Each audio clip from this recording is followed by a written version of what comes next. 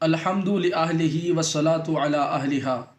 ماں، لفظ ماں میں لطافت و پاکیزگی کی ایک دنیا پوشیدہ ہے۔ یہی وجہ ہے کہ اس لفظ کے سنتے ہی مہر و وفا کا ایک سمندر جو نگاہ تصور میں موجزن ہو جاتا ہے۔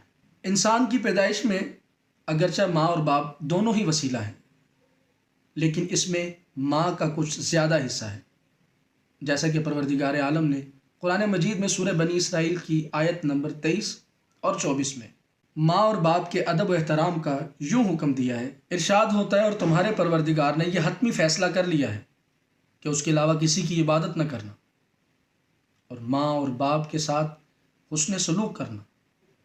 اگر تمہارے سامنے یہ دونوں یا ان دونوں میں سے کوئی ایک بڑھاپے کو پہنچ جائے تو ان کی کسی بات پر اف نہ کہنا اور نہ ان کو جھڑکنا، بلکہ ان دونوں کے ساتھ شائستہ طریقے سے بات کرنا۔ ان کے سامنے اپنے بازوؤں کو اطاعت کے ساتھ انکساری سے جھکائے رکھنا۔ خداوند عالم سے دعا کرنا، اے پالنے والے، ان دونوں پر رحم فرما جس طرح انہوں نے بچپن میں مجھ پر رحم کیا۔ اللہ اکبر۔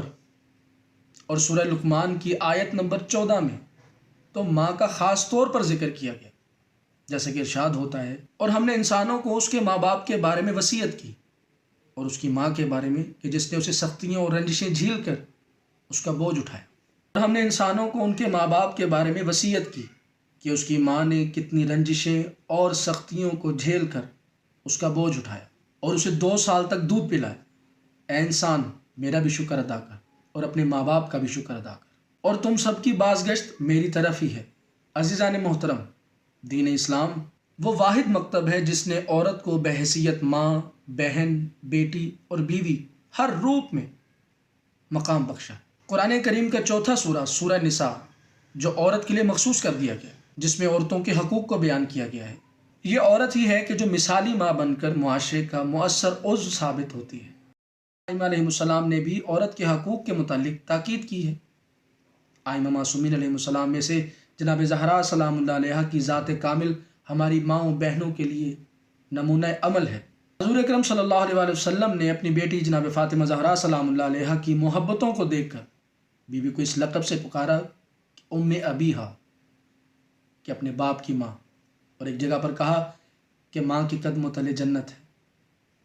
میں اپنے تمام سننے والوں سے یہ چاہوں گا اور طلبگار ہوں کہ آپ میری ان باتوں کو سن کر کمنٹس بھی کیجیے گا، میری بات کو سنیے گا بھی، اور انشاءاللہ میں آپ کے لیے مزید ایسی قرآن و حدیث کے ساتھ ساتھ دلچسپ جن چیزوں کی ہمارے معاشرے کو ضرورت ہے، میں انشاءاللہ کوشش کروں گا کہ میں آپ کی خدمت میں لے کر آؤں۔